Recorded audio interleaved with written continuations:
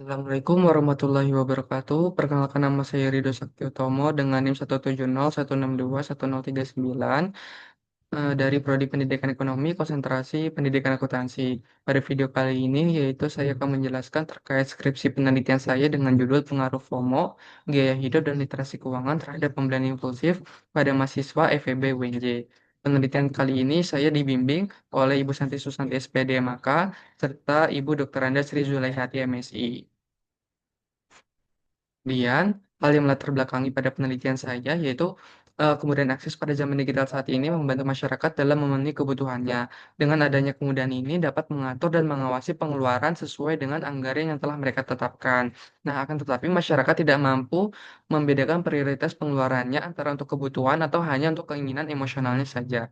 Hal ini ditandai dengan beberapa fenomena yang terjadi, di antaranya pada fenomena boneka lembu dan coklat Dubai. Nah, hal tersebut timbul karena adanya respon spontan ketika dihadapkan pada stimulus tertentu, sehingga melakukan pembelian tersebut tanpa adanya proses berpikir reflektif. Nah, data yang digunakan yaitu data yang diolah oleh Populix, yang dimana menunjukkan bahwa tentang usia 18 sampai 25 tahun, mereka paling banyak untuk melakukan pembelian secara impulsif, yaitu sebanyak 47%. Nah, selain itu juga, untuk latar belakang pendidikan mereka yang paling banyak itu dapat dilihat pada layar, itu menengah ke atas sebanyak 45%.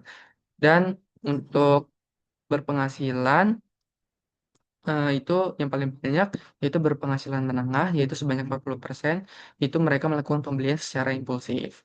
Dan untuk latar belakang dari data yang diolah oleh Popris ini, sebagian besar mereka sudah bekerja yaitu sebanyak 53%, dan sisanya yaitu mereka masih mengenyam pendidikan, yaitu sebagai mahasiswa atau sekolah menengah, yaitu sebanyak 18%, serta untuk sisanya itu entrepreneur 15%, dan others itu seperti ibu rumah tangga atau yang sedang mencari pekerjaan, itu sebanyak 18% juga. Kemudian, hal yang melatar belakangi dalam melakukan pembelian impulsif ini, mereka melakukan pembelian tersebut itu tuh karena mereka saat ini dapat melakukan pembelian tersebut. Jadi, maksudnya gini, mereka melakukan pembelian tersebut tuh karena adanya kemampuan untuk melakukan pembelian pada suatu produk tertentu. Jadinya mereka melakukan pembelian tersebut tuh tanpa adanya suatu rencana. Oleh karena itu, itulah alasan mereka melakukan plan tersebut. Nah, alasan lainnya dapat dilihat pada tampilan layar berikut ya. Oke. Berikutnya, hal ini dapat terjadi karena disebabkan dari berbagai faktor, yaitu sikap FOMO atau fear of missing out yang ditandai dengan terpaku pada kehidupan seseorang di media sosial, sehingga timbul rasa ingin memiliki yang sama pada orang lain. Nah, hal tersebut disebabkan salah satu faktor lainnya yaitu gaya hidup, yaitu sebagai bentuk kemampuan mereka untuk memenuhi standar hidupnya. Nah, akan tetapi, beberapa masyarakat dalam memenuhi standar hidupnya tidak sesuai dengan kemampuan mereka. Nah, dampak dari memprioritaskan gaya hidup ini yaitu timbulnya gengsi dan pola keuangan yang tidak sehat. Nah, hal tersebut dapat terjadi karena minimnya literasi keuangan yang menjadi salah satu faktor sikap pembelian impulsif. Kemudian, dapat dirumuskan masalah dalam penelitian ini, yaitu apakah terdapat pengaruh FOMO terhadap pembelian impulsif. Yang kedua, apakah terdapat pengaruh gaya hidup terhadap pembelian impulsif. Dan yang ketiga, apakah terdapat pengaruh literasi keuangan terhadap pembelian impulsif. Dan apakah terdapat pengaruh hubungan antara FOMO, gaya hidup, dan literasi keuangan terhadap pembelian impulsif. Kemudian tujuan penelitian ini yaitu untuk mengungkapkan ketiga variabel tersebut apakah terdapat pengaruh terhadap pembelian impulsif. Nah, teori yang saya gunakan dalam penelitian ini yaitu teori ketidaksesuaian diri, yang dimana dalam teori ini mengungkapkan dua sudut pandang deskripsi diri, yaitu sudut pandang diri sendiri dan sudut pandang orang lain. Nah, dalam teori ini juga ternyata terdapat tiga domain diri nih terkait diri sendiri. Itu ada tiga jenis, yaitu antara lain ada diri aktual, diri ideal, dan diri seharusnya.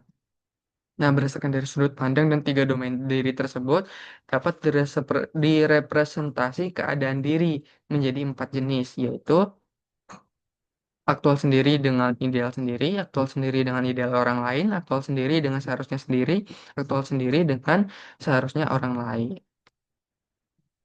Oke, berikutnya. Pembelian impulsif itu didefinisikan sebagai pengeluaran keuangan yang dilakukan konsumen itu tuh tanpa adanya perencanaan atau pertimbangan dalam membuat keputusan pembelian. Hal ini terjadi karena adanya dorongan dari emosionalnya. Nah, untuk pengukuran pembelian impulsif ini, menurut Betty and Farrell, menurut Weinberg, menurut Verplanken, itu untuk pengukurannya itu ada dua jenis, yaitu afektif dan kognitif. Nah, kemudian untuk variable fear of missing out itu sendiri, itu kependekan dari FOMO itu kependekan dari fear of missing out-nya di mana itu tuh didefinisikan sebagai atau ditandai dengan keinginan untuk terus terhubung dengan orang lain yang digambarkan sebagai kecemasan dan ketakutan jika melewati kejadian tertentu serta menjadikan standar hidup seseorang harus sama dengan yang orang lain itu tuh lakukan. Untuk pengukuran FOMO ini sendiri, menurut Loliana, menurut Savitri, menurut Przybisky, itu tuh untuk pengukurannya ada tiga jenis, yaitu fear atau ketakutan, worry atau kekhawatiran, yang ketiga anxiety atau kecemasan.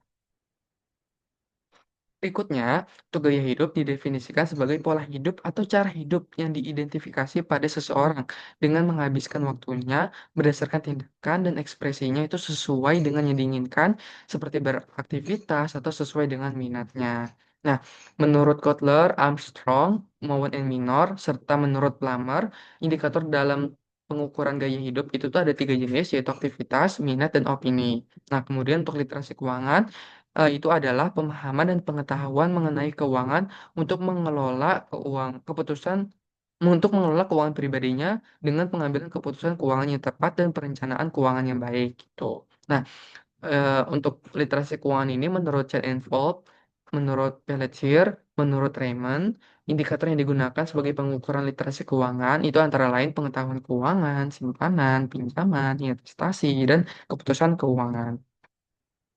Nah, metode penelitian yang digunakan dalam penelitian saya yaitu jenis penelitian ini itu kuantitatif, instrumen yang digunakan itu data sekunder, pendekatan penelitian itu korelasional atau pendekatan apakah terdapat hubungan gitu.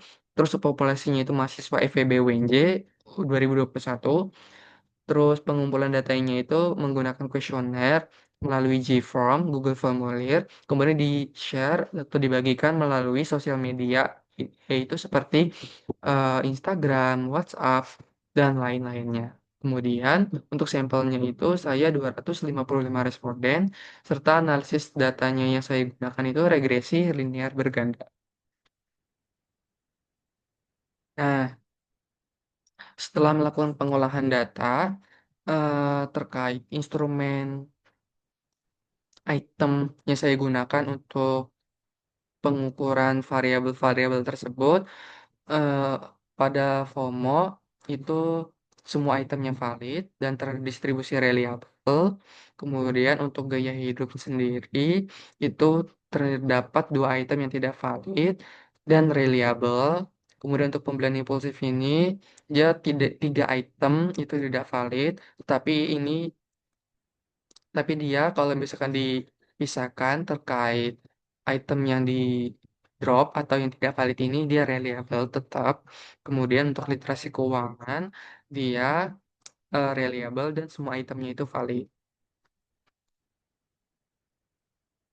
Kemudian deskripsi data dari penelitian ini dapat dilihat sebagai berikut untuk pembelian impulsif, yaitu nilai minimumnya 12, maksimumnya 13. Jika di total skornya itu 6.544, rata-ratanya 25,666, standar deviasinya itu 4,17, dan untuk range-nya itu 22. Dan yang lainnya bisa dapat dilihat sebagai berikut ya, tampilan berikut. Oke, berikutnya itu ada gaya hidup. Terkait deskripsi datanya itu minimumnya itu 16, maksimumnya 65, jika dijumlahkan itu 11.496, range-nya itu 49, rata-ratanya itu dia 45, dan standar deviasinya itu dia 8,16. Dan yang lainnya dapat dilihat pada layar berikut ya. Oke, lanjut. Untuk literasi keuangan, deskripsi datanya itu minimumnya 20, maksimumnya 20, jumlahnya itu 14.989, rata-ratanya itu 58,78, standar deviasinya 6,76, dan eh, range-nya itu 55. Yang lainnya dapat dilihat pada tampilan berikut ya. Oke, berikutnya. Hasil dan pembahasan dalam penelitian ini yaitu berdasarkan hasil uji one sample kolmograf Smirnov dapat dilihat dari nilai signifikannya yaitu 0,200 yang dimana itu melebihi dari 0,05. Maka dapat disimpulkan bahwa data dalam penelitian yang saya gunakan ini itu terdistribusi dengan normal dan dapat digunakan untuk analisis berikutnya. Nah, analisis berikutnya itu yaitu uji linearitas yang dimana dalam uji linearitas ini eh, terkait FOMO terhadap pembelian impulsif itu dilihat dari nilai signifikansinya pada deviation from linearity yang dimana dia nilainya 0,149 itu lebih dari 0,05 maka dia linear. Kemudian untuk uji linearitas yang kedua yaitu gaya hidup terhadap pembelian impulsif. Nilai signifikasinya itu dilihat dari deviation from linearity-nya, yaitu sebesar 0,141, yang dimana itu lebih dari 0,05, maka mereka datanya linear. Kemudian untuk uji linearitas yang ketiga, yaitu pada literasi keuangan terhadap pembelian impulsif, yang dimana nilai signifikasinya pada deviation from linearity-nya itu 0,096 itu dia lebih dari 0,05 maka ia dinyatakan linier. Maka setelah uji persyaratan analisis tersebut dapat dilakukan uji berikutnya yaitu analisis regresi berganda yang dimana dapat dilihat pada tampilan berikut dengan rumus Y sama dengan konstanta ditambah B1X1 ditambah B2X2 ditambah B3X3 ditambah E. Yang dimana nilai konstantanya itu dia 11.446. Untuk S1-nya itu jika fear of missing part mengalami kenaikan 1 maka nilai variabel Y-nya atau pembelian impulsif itu mengalami kenaikan sebesar 0,084. Kemudian untuk gaya hidup jika dia mengalami kenaikan 1 maka nilai pembelian impulsifnya itu kenaikannya 0,211. Kemudian untuk literasi keuangan, jika dia mengalami kenaikan 1, maka pada pembelian impulsif atau variabel Y-nya itu kenaikannya 0,014 gitu.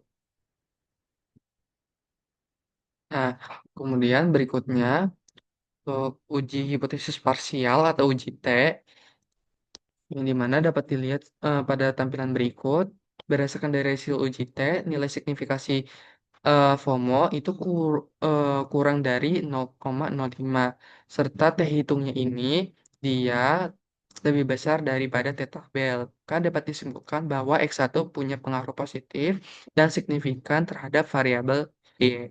Kemudian yang kedua, berdasarkan dari hasil uji T juga, gaya hidup itu kurang dari 0,05 serta T hitungnya itu juga lebih dari T tabelnya dia.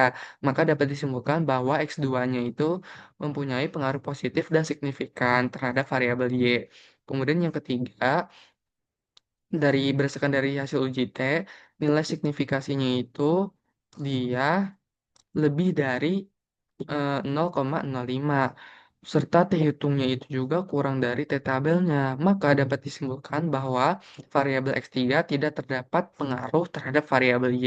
Jadi untuk X1, X2 itu terdapat pengaruh positif, akan tetapi untuk literasi keuangan itu tidak terdapat pengaruh. Nah, kemudian untuk uji hipotesis parsial atau uji F, itu dapat diketahui F hitungnya itu 53.600. Dengan hasil ini, F hitung itu tuh lebih besar dari F tabel. Maka dapat disimpulkan bahwa terdapat pengaruh yang signifikan antara variabel FOMO, gaya hidup, dan literasi keuangan terhadap pembelian impulsif. Nah, kemudian berikutnya itu ada uji koefisiensi determinasi atau R-square, yang dimana koefisiensi determinasi ini telah disesuaikan yaitu berada pada nilai adjusted R square-nya itu nilainya 0,383 Nah, hasil ini dapat disimpulkan bahwa besarnya persentase FOMO, gaya hidup, dan literasi keuangan adalah 38,3%. Sedangkan untuk yang sisanya, yaitu sebesar 61,7%, dipengaruhi oleh faktor-faktor lainnya yang tidak diteliti dalam penelitian ini. Nah, sehingga dapat disimpulkan dari penelitian ini, yaitu terdapat pengaruh positif dan signifikan antara FOMO terhadap pembelian impulsif, serta terdapat pengaruh positif dan signifikan juga gaya hidup terhadap pembelian impulsif, serta ternyata tidak terdapat pengaruh literasi keuangan terhadap pembelian impulsif, dan terdapat pengaruh antara FOMO, gaya hidup, dan literasi keuangan terhadap pembelian impulsif. Nah, rekomen untuk peneliti selanjutnya, yaitu untuk peneliti selanjutnya, itu disarankan untuk lebih cermat dalam memilih variabel independen yang digunakan, serta peneliti bisa mempertimbangkan untuk menambah variabel lain seperti kontrol diri, emosi negatif, kemudahan penggunaan, dan lain-lainnya, sehingga masalah terkait pembelian impulsif dapat lebih terpecahkan lebih dalam. Terima kasih.